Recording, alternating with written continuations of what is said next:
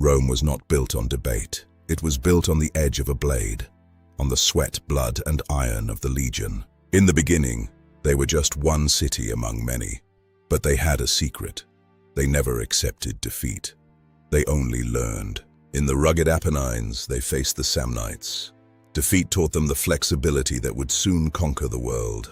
When they marched east, the legendary Greek phalanx met its match. The legion broke their rigid lines from within. But then came Carthage, a superpower of trade and naval might that stood between Rome and the Mediterranean. Hannibal brought hell to Italy. He trampled the legions under the feet of his monsters, bringing Rome to the brink of ruin. Rome refused to be outmatched at sea. They turned naval warfare into a land fight, seizing the waves with iron grit. At Zama, the student became the master. Scipio defeated Hannibal, and the Mediterranean became a Roman lake. But the violence of the frontier was also the entertainment of the heart.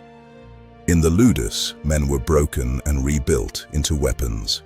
The weapons turned. Spartacus led an army of the dispossessed, shaking the Republic to its very foundations. The arena was the ultimate theater, a place where the spirit of the legion was turned into a blood-soaked spectacle. Life was measured in heartbeats, a deadly dance where a single mistake was final, and the crowd was the only judge. One gesture decided everything, mercy or death. The mob demanded blood, and Rome always delivered. Julius Caesar took this hunger for conquest to the ends of the earth, forging an army that answered only to him. At Alesia, he built 2 walls and fought in both directions. He did the impossible, and Gaul was finally broken. When he crossed the Rubicon, the machine turned on itself.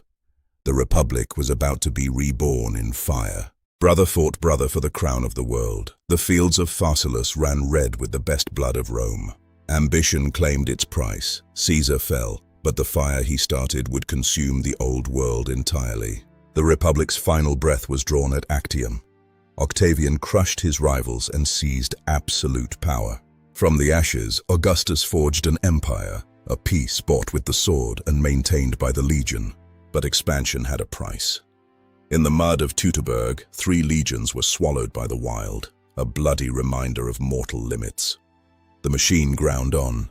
Trajan bridged the Danube, conquering the mountains and bringing Rome to its greatest extent. From Britain to Jerusalem, if you resisted Rome, you were crushed.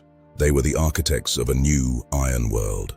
But power corrupted. The Praetorian Guard became kingmakers, selling the throne to the highest bidder in a cycle of blood. The empire fractured. From the east, Queen Zenobia challenged Rome's might, leading her cavalry through the desert sands. Aurelian restored the world. He built walls around Rome itself, a sign that the age of easy conquest was over. At the Milvian Bridge, the empire's soul shifted.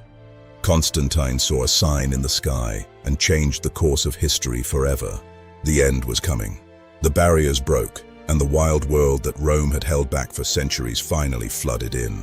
The eternal city burned. The light of the ancient world was flicking out, leaving behind only the cold stone of its memory. The legions faded into legend, but they left behind a world that would never forget the sound of their marching feet. Their truest conquest wasn't land, it was the mind. Their laws and language became the foundation of our civilization.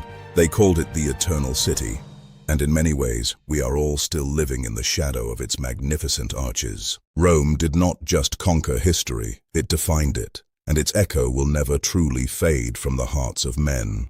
The empire has fallen, but its story remains. Subscribe to Journey Through the Ages with us. In our next episode, we witness the clash of faiths that would reshape the medieval world. See you then.